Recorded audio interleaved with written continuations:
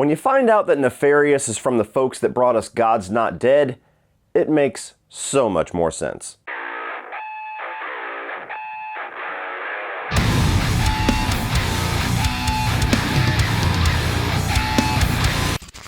What is up, guys? Welcome to my review of Nefarious, and I did a triple feature last night. The first time I have ever watched 3 films back to back at a theater, and my god, it was exhausting. And it was 3 horror films, or at least what was supposed to be horror films. Nefarious was the first one, followed it up with Renfield, which should already have a review out for that if you want to check that out, and then The Pope's Exorcist, which should either be right after this one or right before it. Who knows what order I'm going to go in, but Nefarious was my first of the triple feature, and I walked into this movie completely blind.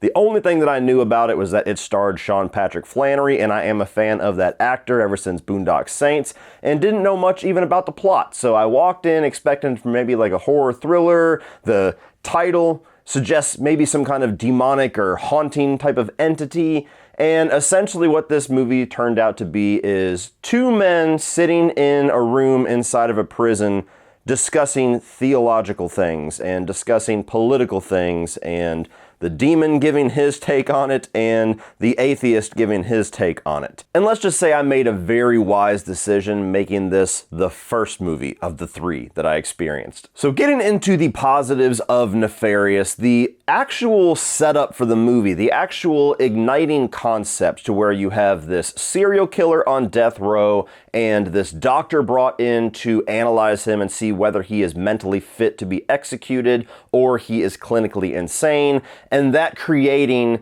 a scenario for a demon to essentially call out a man on all of these things that he has done and all of these ripple effects that his decisions has made to other people.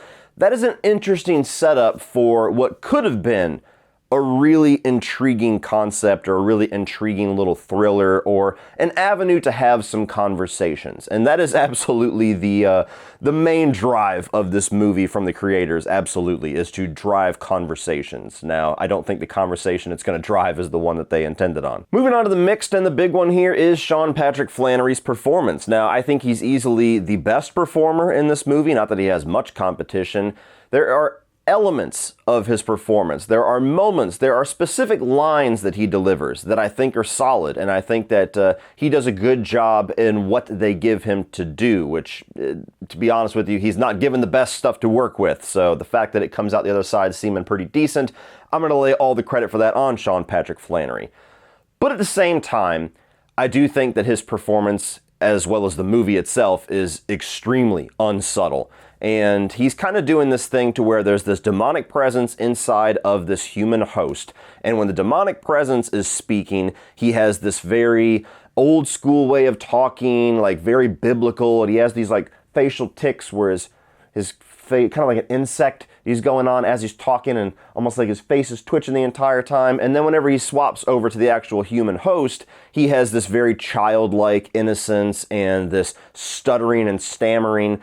And so when you see it, all it really feels like is a Cliff Notes version of what we saw Edward Norton do in Primal Fear, or what we saw James McAvoy do in Split. And both of those performances are light years better, and the material that those actors were given is light years better than what we get in Nefarious. So while I think he's the standout, and while I think he's the only reason to see this, barely, I don't think it's all that impressive. It won't let me.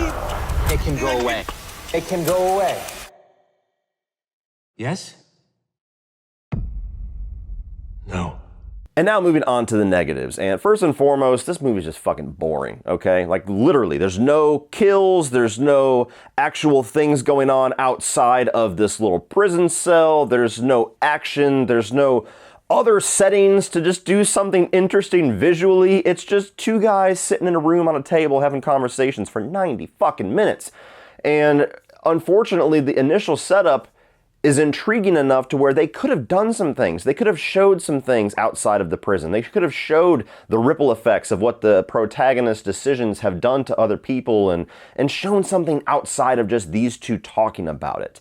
And so if you're not somebody that really loves completely dialogue-driven films, this thing has nothing in store for you. But worst of all, this movie is so fucking preachy that it is miserable to watch, especially if you don't 100% line up with the ideologies of the people that are actually bringing this movie to you, who I suspect will be most of the people watching this film. I walked out of the film and just the main thought that kept circling in my head is, why was this movie so goddamn just preachy? It was like the movie was just yelling at me through a megaphone the entire time, trying to convince me of how I should feel about God and Satan, how I should feel about good and evil, how I should feel about the human race's role in all of that, how I should feel about euthanasia and abortion and the death penalty, and it's just that over and over and over and over and over again, to where there's nothing else of context in the movie except for, you should think the way that I think, and here's the reasons why, told to you by Satan. Do you really believe that human beings are demons? No, I do not.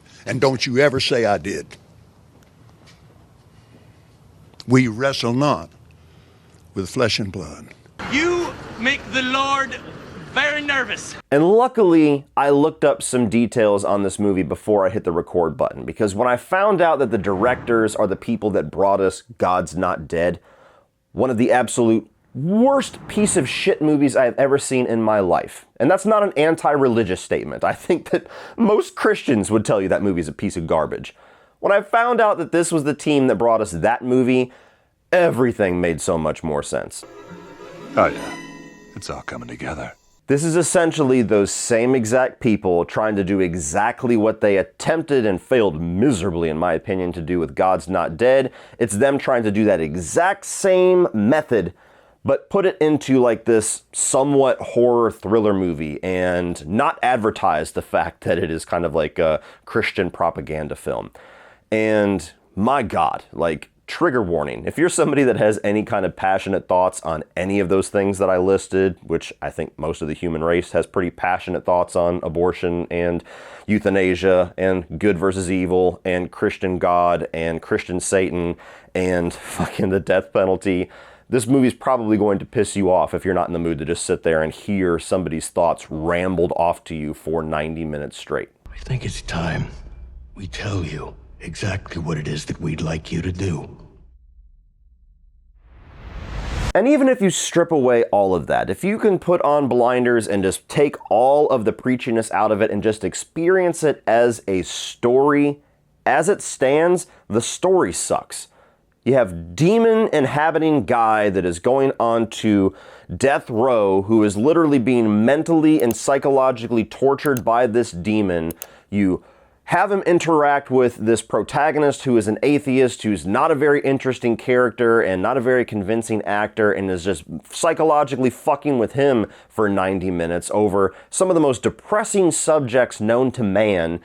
The movie ends with just more depressing things happening, and then it tails off into this weird epilogue, teasing further movies or teasing the books that this is based off of as like a prequel. I don't fucking know. I don't fucking care. I won't be there to watch it. But even aside from all of the preachy shit, just on its own as a movie, just like with God's Not Dead, no thank you. So all in all, guys, there may be an audience for this movie, but it's going to be an extremely limited niche audience. There's no question why this movie is not being advertised. There's no question why I haven't heard a single soul talk about it. See what I did there? Soul? I can do it too.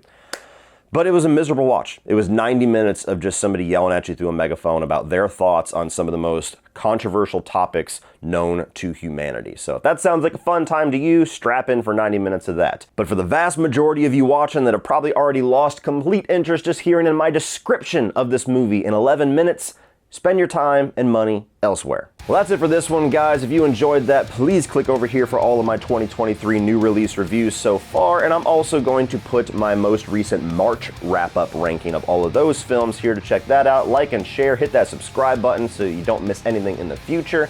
And as always, remember, opinions are like assholes, but that doesn't mean you have to be.